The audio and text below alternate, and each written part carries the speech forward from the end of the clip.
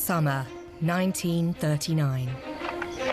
A golden age of exploration and archaeology is coming to an end. It was an era that saw adventurers set out to explore the remotest corners of the globe in search of clues to unlock our ancient past. And it was during that last summer of peace, as the world stood on the precipice of a war that threatened to end civilization itself, that three extraordinary treasures were discovered. Treasures that would radically change our understanding of the origins and diversity of human culture. That made this stone the oldest datable artwork ever found in the Americas. And bring us closer to our distant past. You scared me! In this series, I'll be on the trail of a cast of remarkable archaeologists, each a product of their era. From a self-taught amateur, Everybody's pressuring him to get to the treasure, to a pair of charismatic adventurers. We have come upon the hiding place of a unique group of early American heroic sculpture. And an academic driven by a dark political agenda. but here in writing, he's acknowledging this figure. They're fascinating tales of intuition, eccentricity, and luck. I can't believe it. Another lost colossal head. Each show how archaeology was enlisted into the promotion of very different worldviews. And yet each is a powerful reminder of our shared humanity. To me, it is just an astonishing work of art. In this episode, I'm exploring the discovery of an incredible Anglo-Saxon ship burial in Suffolk, dating from the early 7th century AD. The final resting place of a supremely wealthy warrior king. The treasures found in the Sátton Hù ship have been described officially as the greatest single archaeological discovery in the archaeological annals of England. For a nation on the brink of the Second World War, the hoard revealed an Anglo-Saxon world that would form one of the foundations of British national identity. Described as Britain's Tutankhamun, it transformed our understanding of a mysterious era known by some as the Dark Ages. Yet, the story of the hoard's survival and discovery is something of a miracle.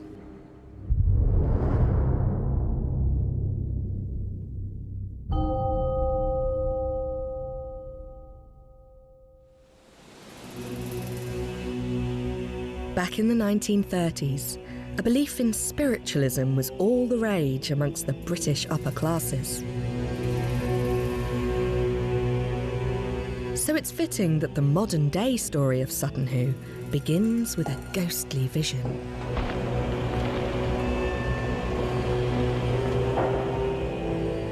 A friend of one Mrs. Edith Pretty, staying at Tranmere House in Suffolk, made an astonishing claim. A twilight sighting of ancient warriors, walking on one of the strange large mounds that lay on Mrs. Pretty's estate.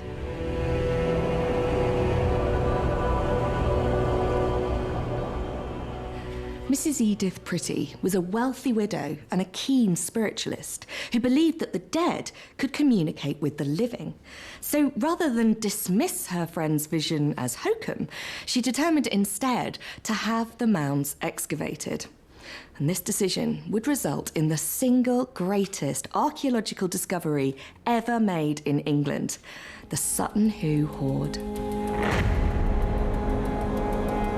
It was a phenomenal beginning to an unbelievable story. We used to think that when the Romans left in the 5th century, they took civilization with them, and that Britain retreated into a primitive 500-year dark age, during which life here was nasty, brutish, and short.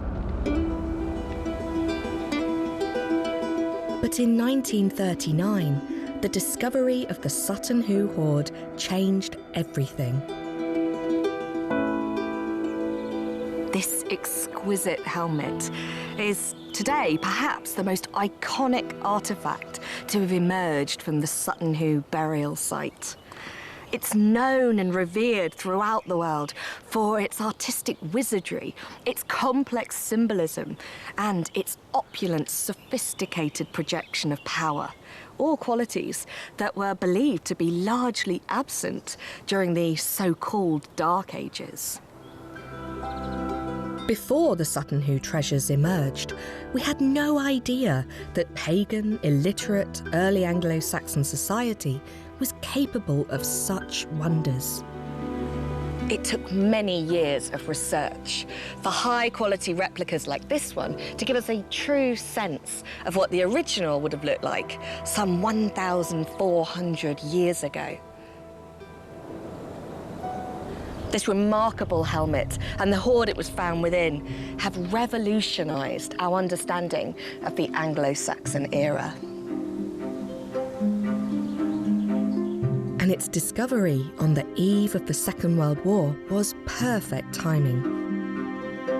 It captured the imagination of the British public as a symbol of the birth of the nation they were about to fight for.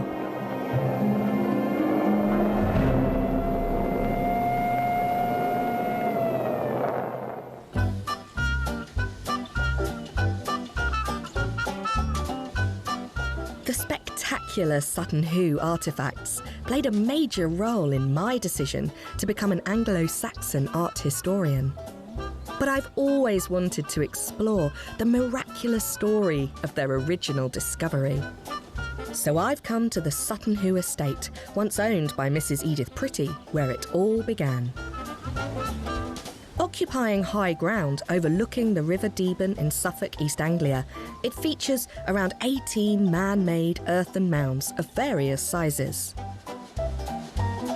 They were known locally as Little Egypt, a fitting nickname for a place that would yield a king's ship burial containing the hoard dubbed Britain's Tutankhamun.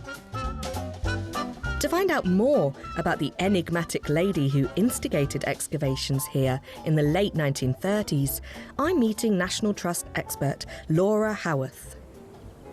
Edith Pretty. We know she was a keen spiritualist, but she was more than that, wasn't she? So much more to her character, I think. She'd been to nearly every continent around the world and seen things that, most people would have only dreamt of at the time. She had a very keen interest in archaeology from a young age, so she'd been to Pompeii, she'd been to the Valley of the Kings, she'd watched excavations. It really was an age of explorers, wasn't it? So, let's have a go, let's go out and discover things. Yeah. And that's what she was doing here too, wasn't it? It was. Is she a very independent woman? Is she well educated? What do we know about her? She came from quite a privileged background. She served with the Red Cross during the war over in France, and as a privileged woman, she didn't have to do that. She took part in the King's Cup yacht race. God, what a go-getter. Yeah. She sounds like the sort of person I'd like to spend time with. She'd bought Tranmere House as a family home in 1926 after marrying Colonel Frank Pretty that same year. The couple kept a household befitting the time, with gardener, gamekeeper, chauffeur and butler. And the curious mounds came with the property.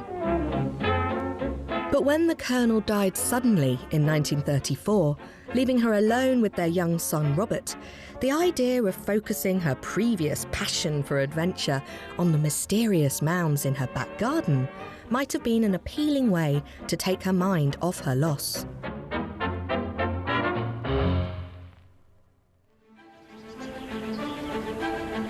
As a wealthy woman of her time and class, in the summer of 1938, Mrs. Pretty simply decided to start digging. But the man she employed couldn't have been more different from her. Basil Brown was a local working-class man who'd only travelled the world through the books he voraciously read. Like many men across Britain at this time, Basil worked several jobs to make ends meet. But as a farmer's son, he had a great knowledge of Suffolk soils, and as a self-taught archaeologist, he had a real flair for finding things.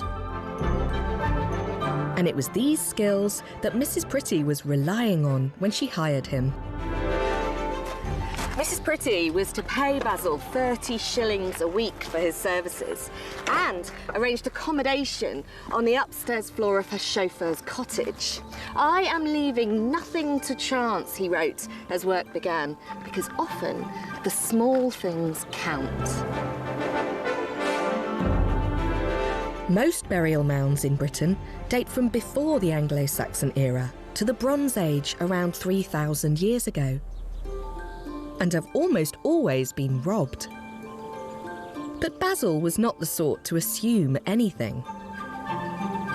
And that first summer of 1938, he decided to excavate 3 of the smaller mounds at Sutton Hoo, reasoning that smaller mounds would yield quicker answers as to what lay within. OK, so it's that one there, Mound E, Mound A, and then Mound D over there. It is quite hard to get your bearings here because originally the mounds would have been a lot taller, so it'd be easier to work out where they all are. Ancient burial mounds were normally made by first digging a deep pit into the ground for the actual burial and grave goods. This was then backfilled before earth and stones were piled high on top to create the surface mound. Digging a trench through each mound, Basil hoped to reach different soil conditions at ground level that could reveal where any burials might be. He soon found evidence of burial pits. But disturbances to the soil all around them made it clear that others had got there first. All had likely been robbed centuries before.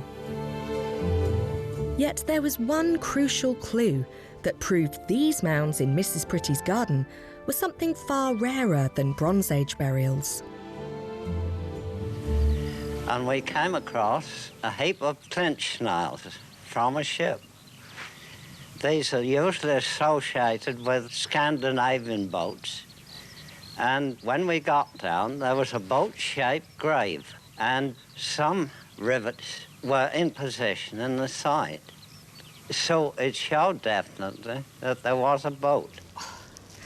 Ship burials are incredibly rare in Britain. There are only 2 others ever discovered at this time. One up at the Isle of Man and another at Snape, which is really near here. So although all the treasure in here was mostly lost and the boat timbers had rotted away, the evidence of a small ship burial at Sutton Hoo was a fascinating development. As Basil predicted, it was the small things that counted. And after the rivets, his meticulous excavation style revealed a little gilt bronze disc, which he was able to identify as an early Anglo-Saxon object.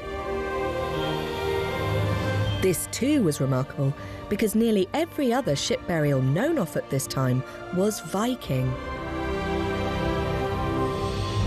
But here at Sutton Hoo was something much earlier, from that mysterious period in Britain's history, the so-called Dark Ages.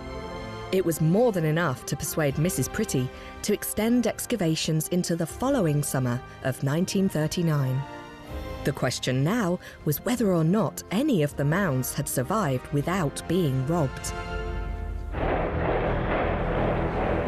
But these were troubled times, lived in the constant shadow of war. And after years of escalating tensions with fascism on the rise, in spring of 1939, Nazi forces seized control of Czechoslovakia. It was a stark warning to the rest of Europe.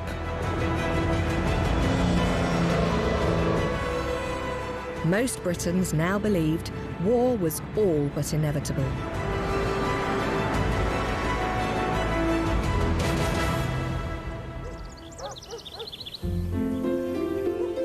But a warm, dry English summer nevertheless bloomed in Suffolk. And with the countdown to war now on, Basil returned to Sutton Hoo to work against the clock, ready to dig Mound 1, the largest on the site. The summer of 1939, Basil has been instructed by Mrs. Britty to come back to the big mound. But why didn't he start here in the first place? Wisely, he started with smaller ones, so he could understand how they are put together. He had a good brain on him. He's a man driven by his own curiosity, it seems. Mrs. Britty lent him the gardener and the gamekeeper as his team, and the valiant three then started at the bottom of the mound. After about 2 days, John Jacobs held up a lump and said, "I found a piece of iron." I found the first rivet. I call it rivet. I went to remove it, and he told me to replace it because he said it mustn't be removed until there's further investigations. I made a rush and pushed him out of the way. That was the bow of the ship. Basil now knew that iron rivets meant he was looking at a ship, and that he needed to excavate around them very carefully to avoid ruining the outline of the long decomposed timbers. He started brushing the tops of the rusty rivets with a pastry brush, and he had a coal shovel on the end of a handle. heavens. Long handle, so he could dig something and then chuck it out the side. They trialled the sand, a little bit of red spot appeared. That's where a rivet would be. Then the pastry brush comes out. Then he dusts it off, and there's one rivet. Yeah. So, patient man, he gradually shows the shape of the ship coming out of the sand. Amazing job. Basil quickly realised that this ship was something extraordinary. Here at the British Museum, his diaries capture his sheer excitement. The ship was in a slanted position in the ground, and as Basil kept working away with small tools and his bare hands wherever possible, the ship was widening as it was getting deeper. On Monday, May the 22nd, he writes, "The work is getting interesting. I am continuing the slow excavation work of the ship itself, carefully creeping along rivet by rivet.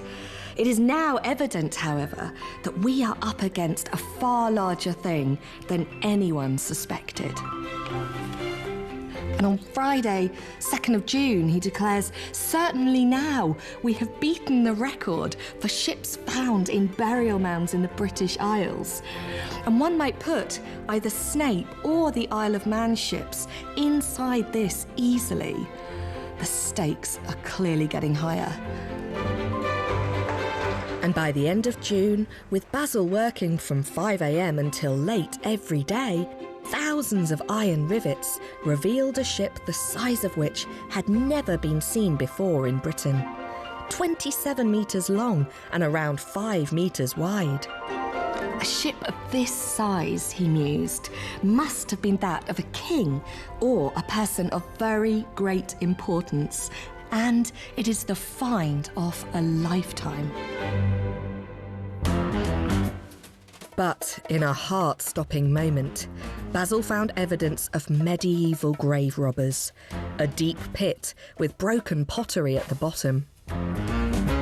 Could this mean that he was closing in on yet another burial chamber looted of its treasures?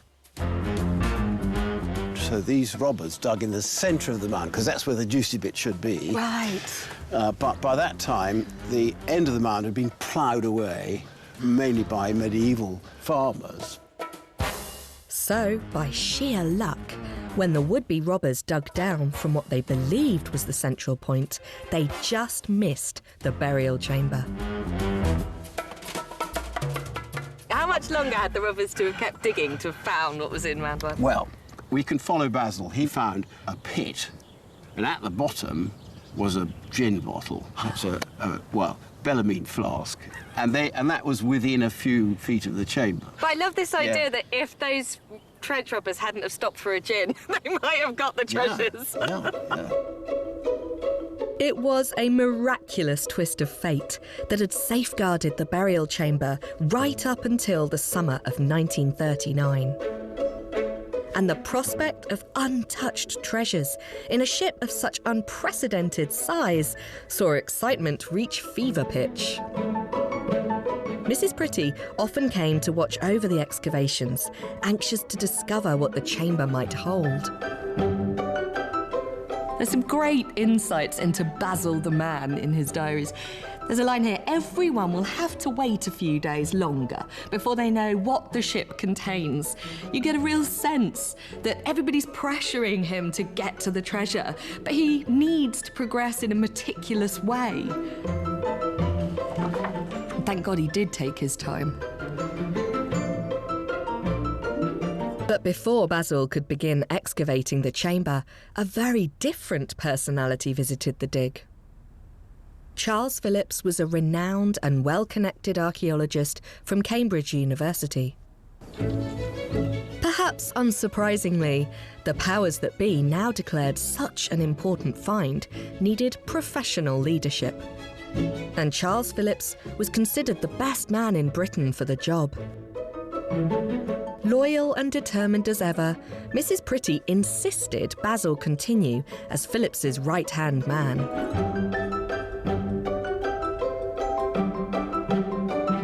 It must have been a blow, but Basil proudly noted how Phillips acknowledged, "My excavation had been perfect and could not have been better done," and applied some stiff upper lip to the situation. In his final diary entry, before he ceded control, Basil reflected, "Anyway, I shall not have so much bother and responsibility now, in case anything went wrong. I think we shall be able to cooperate all right. At least, I hope so."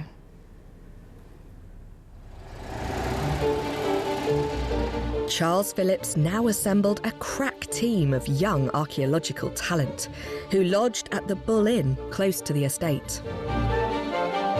Back on site, he soon found very faint traces of wooden boarding and deduced that the ship had originally held a raised wooden burial chamber. At some point, this had collapsed under the weight of the earth and sand above. As excavations continued, a few small pieces of metal began to appear from the mess. But on July the 21st, everything changed. Such rare gems suggested they'd hit the burial place of an Anglo-Saxon warrior king. These extraordinary identical pyramids were the first real treasures to come out of the burial mound at Sátton Hù. And what an exquisite pair they are. They are made of solid gold, and all over the surface you could see these finely worked garnets set into gold cells. This is known as cloisonné. Behind each of these garnets, there is a stamped gold foil, absolutely paper thin, almost microscopic. And what this means is that garnet, which is often quite a flat, dull gemstone, actually glimmers and shines. As the light goes through the gem, it bounces off the gold backplate and sparkles back out. This was evidence of a society developed enough to include highly skilled, virtuosic craftspeople. Just look at the way they cut the edge and shoulder garnets as prisms, creating an effect that positively glows. That is showing off. That is saying, I know I am the best at what I do, and I'm going to display it in my work. But what were these things used for? Well, we don't find out until we turn them over, because here at the back, you can see a gold bar and a space behind where a leather strap would have been pulled through. And this would have enabled it to sit on the scabbard of a sword and act like a toggle, being moved up and down in order to hold the sword in place. The extraordinary detail that has been lavished on something as incidental as a toggle shows quite how powerful and influential the person that wore this thing must have been. I have to say, I think he also had exceptionally good taste.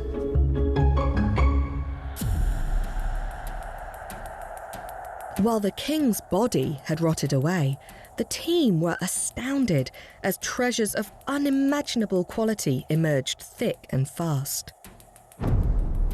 But who were the Anglo-Saxons, and why was this discovery about to change the story of Britain?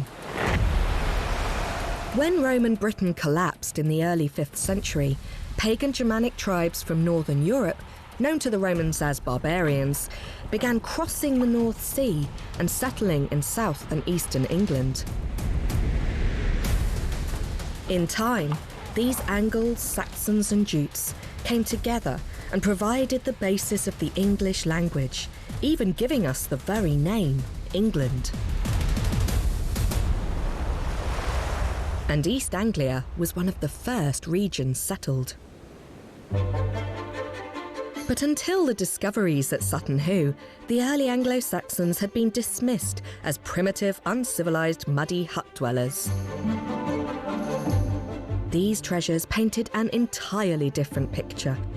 A culture that was wealthy, sophisticated and hierarchical. Here is what's known as the Great Gold Belt Buckle. 14 ounces of solid gold. When it emerged, it looked like this. I can only imagine what it must have felt like for the archaeologists to see this huge hunk of gold glinting out of the ground. It sparkles like the day it was made. Something like this would have looked hugely impressive from a distance, really emphasizing the wealth, the power, the masculinity of the person wearing it. And the decorations themselves provide clues as to how he wielded his power. The Anglo-Saxons believed the wearer took on the strengths of the animals whose images he wore. It gets more exciting and beautiful the closer you get to it, because what this really is a visual riddle. The Anglo-Saxons loved their riddles, and this was designed to be pored over, to be explored and unpacked. There are 13 birds and beasts that writhe and connect over the surface of this buckle. And there's a real sense of play about finding the eyeballs, isolating the individual creatures. On the shoulders of the buckle, these are hook-beaked birds. You could see the smooth beak picked out there, and there's the eyeball in the back of the head. Up here you can see a couple of serpents knotted around themselves. 2 more here. The Anglo-Saxons had what we could describe as a horror vacui. They hated blank space, a vacuum. And so the artists tend to fill every bit of their work with detail. It makes it look like the surface is wriggling. It's an imposing masterpiece from what was thought to be a low point in British history.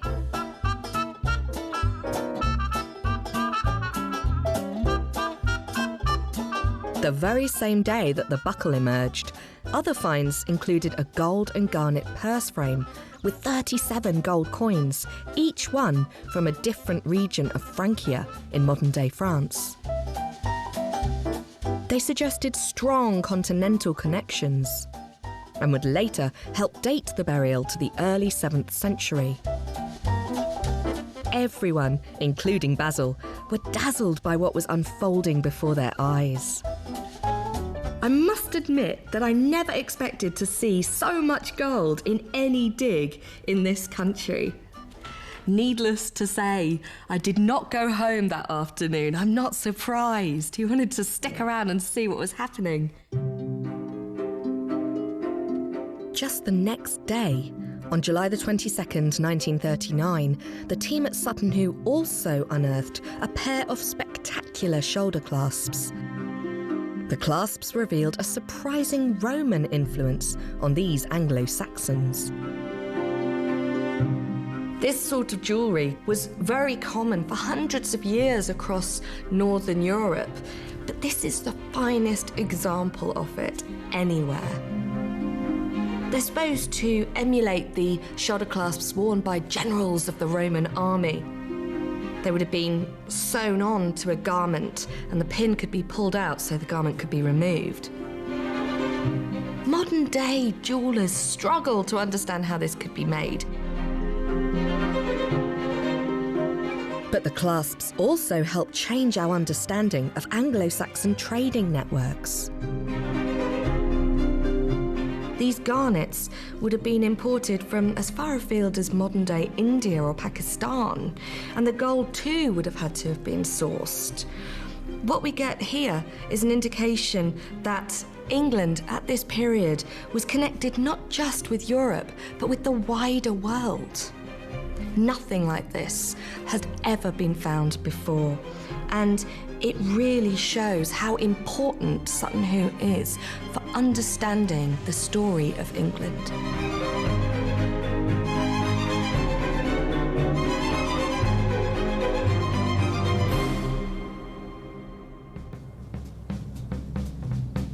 A press release put out prematurely by Ipswich Museum meant the word was suddenly out. For a nation on the cusp of war, the finds were a proud and patriotic moment. Journalists tried to access the site via boat and aeroplane.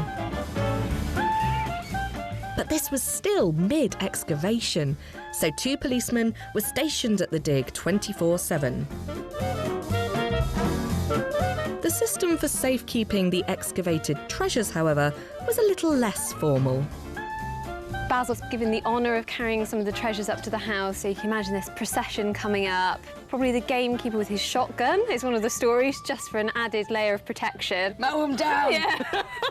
Where would you store the great gold buckle? Well, there is a story about some of the finds being stored under the bed. Obviously. Yes, obviously. Safekeeping.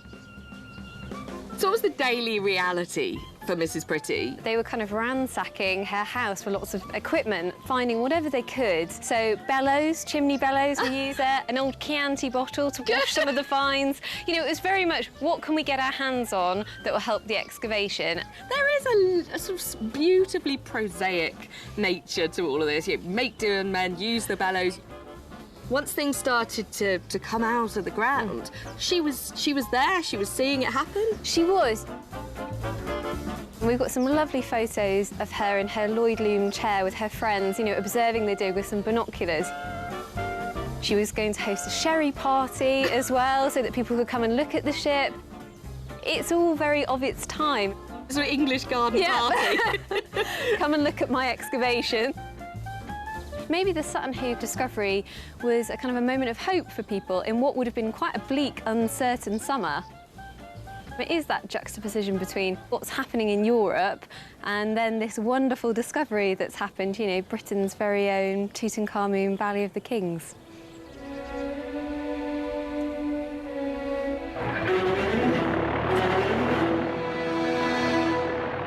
With the threat of war rapidly escalating, work at Sátton Hù continued even faster. And the remains of a magnificent sword would now begin to reveal more about the mysterious buried man. I've come to meet Dr. Sue Brunning, curator of the Sátton Hù collections at the British Museum, to explore this sword's significance. Now see, there's this big lump of corroded iron in front of us. It looks less inspiring than the beautiful gold fittings, but in fact, it's all about the sword, isn't it? Everything that we're admiring in terms of the gold and garnet are in the service of the sword. Absolutely right, yes. And the sword was by far and away the most important weapon that a warrior could wield in the early Anglo-Saxon period. If you think about it, a sword is the only weapon that's actually made specifically for killing other human beings, whereas a spear could be used for hunting, or an axe could be related to tools, for example, but a sword is, you know, incontrovertibly a weapon of war, and I think that gave it a very powerful symbolism. There is something here about warrior culture that runs deep through Anglo-Saxon society, doesn't it? Yes, absolutely. I mean, the fact that what we have here is a weapon that is so smartly adorned is telling us that that identity, the identity of the warrior, is something that was elaborated, that was kind of made magnificent. During this period, power could be seized by somebody who was able to attract enough strong men, enough warriors to their cause. And so as long as you could have those people that were supporting you, then you could maintain your power. And they have some rare pieces, don't they? Because the chainmail coat, again, it doesn't look inspiring now. It looks like a hunk of metal, but that was really important. Yeah, I mean, it's unique in Anglo-Saxon archaeology. It's the only coat of mail armour that we have to survive from the period. One of the things that I find so fascinating is to imagine the person when they're completely decked out in all of that regalia. The mail coat, the metal helmet, the belt buckle, the sword harness, the sword itself. You can imagine that person would have looked almost like they were made out of metal, some kind of metal god. And the helmet clearly shows an Anglo-Saxon at the very top of a structured warrior hierarchy. The kind of leader not thought to have existed in this period until revealed by the Sátton Hù discovery. These objects have their own unique language. If you look at the face, it's quite terrifying. You can see eyebrows, a nose piece, and there's a moustache. But look again. Those elements are actually part of a bird. There's the wings, the back, and the tail, and it's flying up the face of the helmet, locking jaws with another creature, a double-headed serpent that runs over the top. The hoard is such a vast find. It's still being studied and revealing new secrets. On the bottom of each eyebrow are rows of garnets. Those on this side are backed with gold foil, but those on this side are not. When it caught the light, this eye sparkles while the other one looks darker. So why do this? It could be because the pagan Germanic god Odin, known by the Anglo-Saxons as Woden, gave up one eye as a sacrifice to achieve knowledge. So maybe the wearer of this helmet was trying to invoke Woden. A final flourish in a terrifyingly impressive set of battle armour. But in a more personal revelation, Dr. Brunning has recently discovered telling wear patterns on this warrior's sword pommel that bring us closer to the man himself. We can see this line of beaded wire is actually worn into a flat strip, which would mean that they were left-handed. And that is such a personal detail. That is something so intimate that we can learn about this person. This is a little witness of the past, isn't it? It is, exactly, yes, and it's one of the ways in which archaeology, these artefacts, can speak to us, even if at that time they're not leaving us any written records. This lack of written records means we have no description of the Sátton Hù burial itself. So who was this richly buried warrior? It's divided experts over the decades, but I believe it's Radwald, a man recorded by later historians as a king of East Anglia in the early 7th century. But nobody can say for sure. While I'm always slightly kind of ambiguous about wanting to actually name that person, I personally would be quite happy to view that person the King of East Anglia. One of the things that we can't see here is the fact that this person was buried in a 27-metre-long ship beneath a gigantic earth mound on a high piece of ground. So this is someone who was meant to be remembered. To imagine how these objects might have come together to create a state burial for this early king, the best place to turn is Beowulf, England's oldest surviving work of literature. Deep in the ship, they laid him down, their beloved lord, the giver of rings, the hero by the mast. Great treasures there, far-gathered trappings were taken and set. No ship in fame more fittingly furnished with weapons of war and battle armour, with mail coat and sword. There laid to his hand precious things innumerable that would go at his side, voyaging to the distant halls of the flood.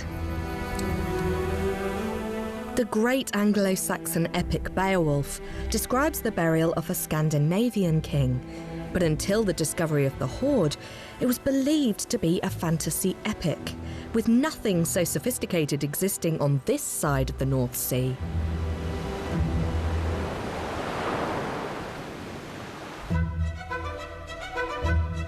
Yet the far-gathered trappings, as described in the poem, now too began to appear at Sátton Hù. Precious artefacts from across the known world, overturning traditional ideas of Britain during this period as an isolated place. The excavation of a large purple dish, initially thought to be a shield, was in fact a huge piece of tarnished Byzantine silver. This dish and others found alongside it had come from modern-day Istanbul. And close by in the chamber were remnants of textiles that we now know were luxurious cloak fabrics from Syria. Such items reveal a new kind of warrior king, one with a diplomatic side. To bring these goods here, strong alliances must have been forged. A network reaching all over Europe down into the Eastern Mediterranean.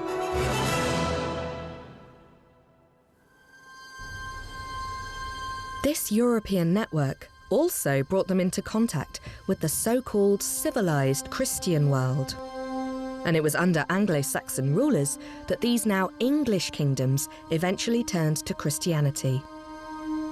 In among all the pagan symbolism was a small hint of things to come. The Sátton Hù ship burial, by its very nature, is a pagan celebration with everything that the individual would need to feast and fight for all eternity in Valhalla. But the presence of these silver spoons with their tiny crucifixes there makes me think that perhaps, by including these in the burial, he's sort of hedging his bets for the afterlife, keeping all the gods, old and new, happy.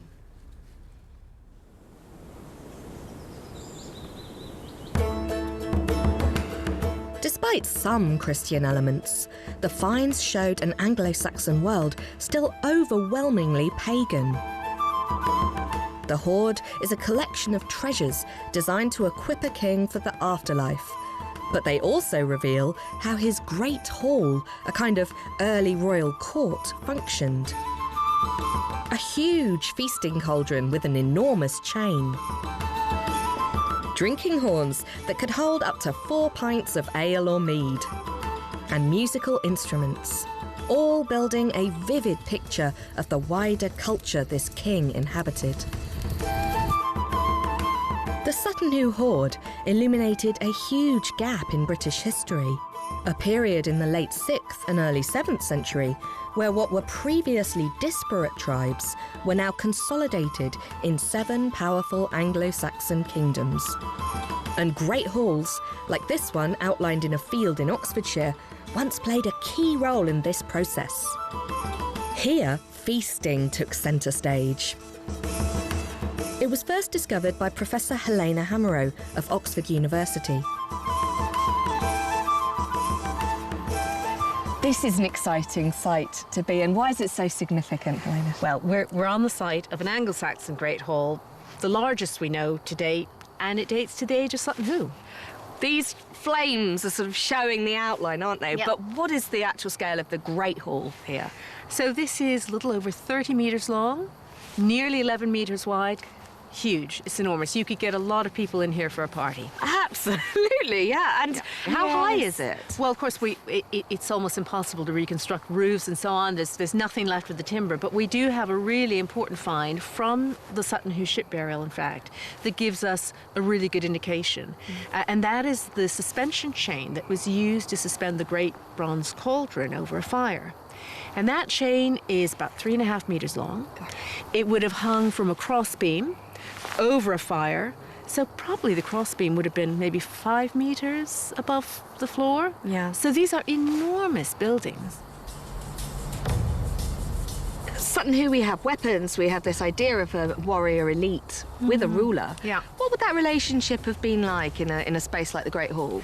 Well, the Great Hall would be where the ruler, where the leader of the war band would, of course, reward his loyal warriors, his followers.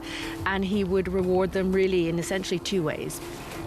By offering incredibly lavish hospitality, this feasting on this huge scale, you know, the cauldron full of whatever it was full of, and the drinking horns, all you can eat, all you can eat.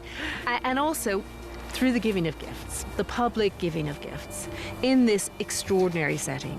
I mean, that's at the very core of this elite Anglo-Saxon society. The original team that excavated Sutton Hoo in 1939, what are your feelings about that excavation and those archaeologists? Well, I mean, they were such pioneers. So of course, they couldn't possibly have known the impact that that discovery would have. But in some ways, I mean, it still shapes the study of Anglo-Saxon archaeology today. And when we think about great halls and the life of the Great Hall and elite culture, court culture of that period, you know, we think of the Sutton Hoo ship burial. That's our starting point.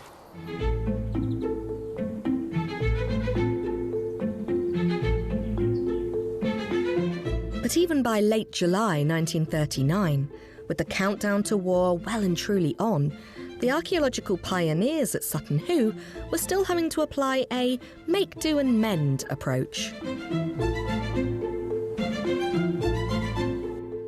They excavated that chamber expeditiously, I think it's fair to say, but with great care and a lot of talent. I mean, you couldn't have got a better group in many ways. And so they took out 363 finds from the chamber. It took them 10 days, you know. If we did it now, it would take us 10 months, I should think, to empty a chamber. Of course. I mean, they were moving fast. They were, and it was kind of heroic, and war was coming, and they weren't really well equipped, but they somehow managed it.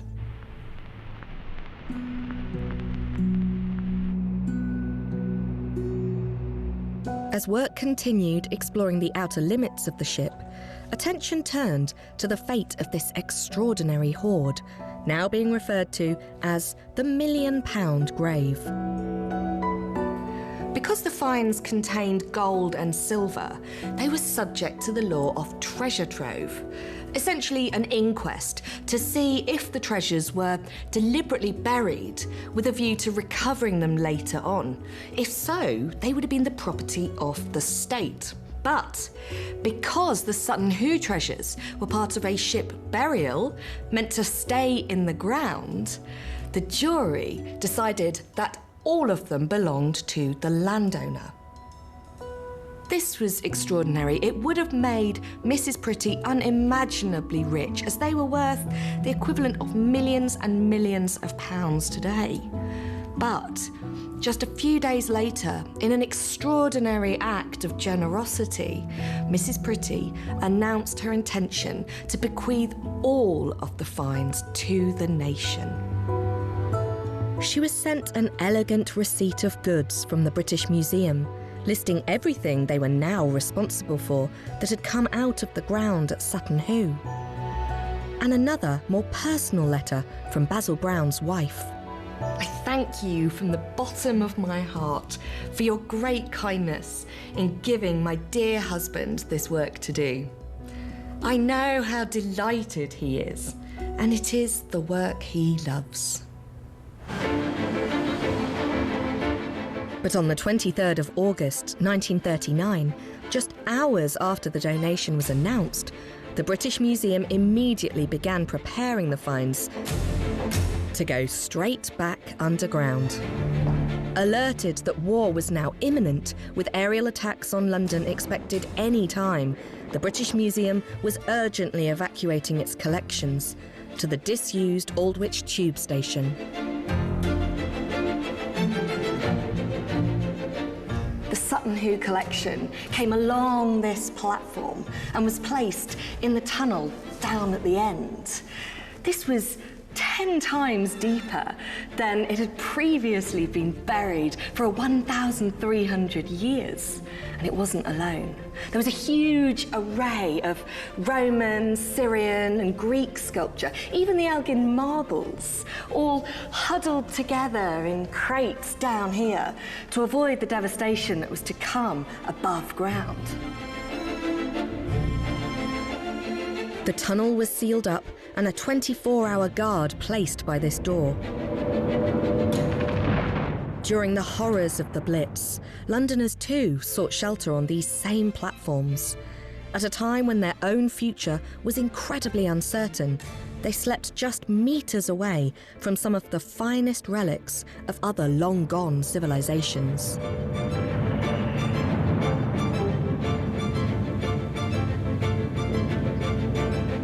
With the declaration of war on the 3rd of September 1939, preservation was also now the focus at Sátton Hù for the multi-talented man who'd started it all. Basil Brown was involved right up to the very end, with his final gestures taking on a rather symbolic quality. So he helps cover the ship with bracken from the wood and hessian. But his other kind of last act is that he helps Mrs. Pretty's chauffeur build an air raid shelter here on site.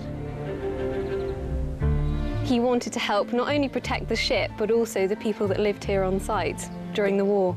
I find that really moving, actually, to protect his legacy there, but also to protect her and her son.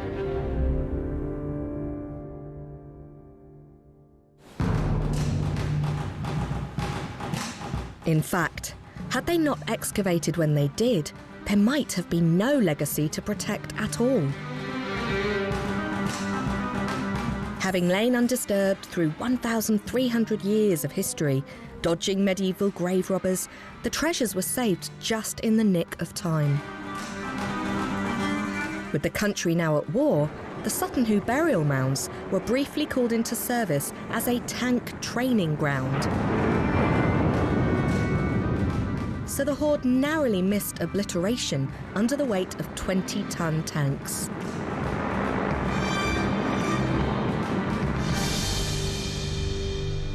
It was another unbelievable moment in the miraculous story of the hoard's survival.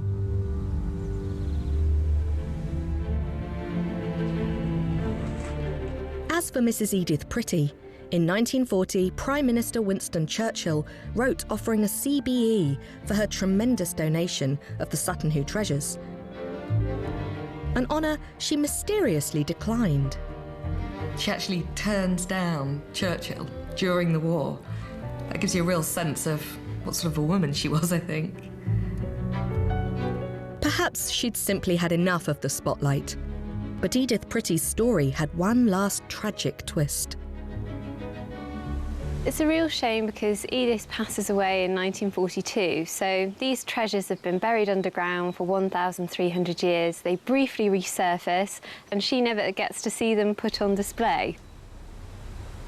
There is something very sad about the fact that she's given this gift to the nation, and what she would have loved to have seen is how celebrated it is today, I'm sure. She would, yes. I think she would be really proud and pleased. And, you know, the story isn't over. You know, 1939 was just the beginning of the discovery.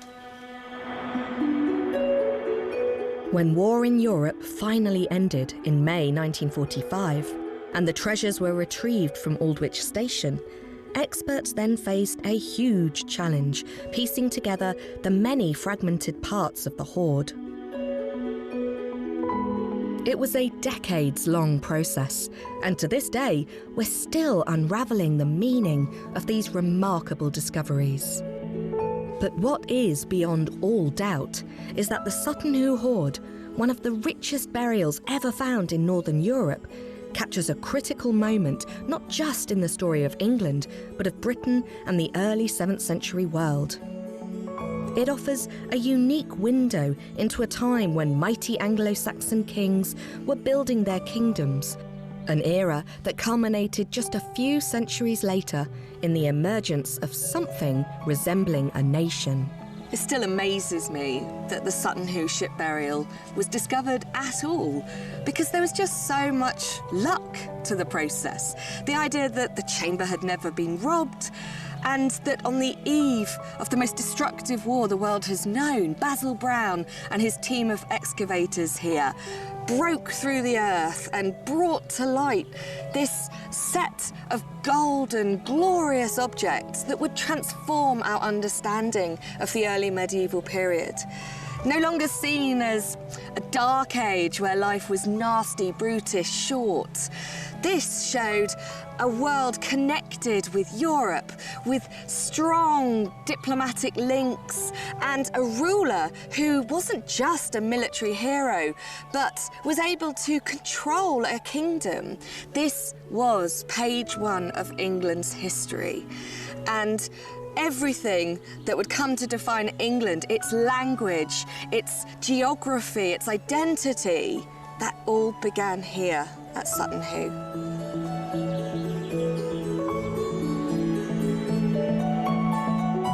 As excavations in your back garden go, it had proved rather successful.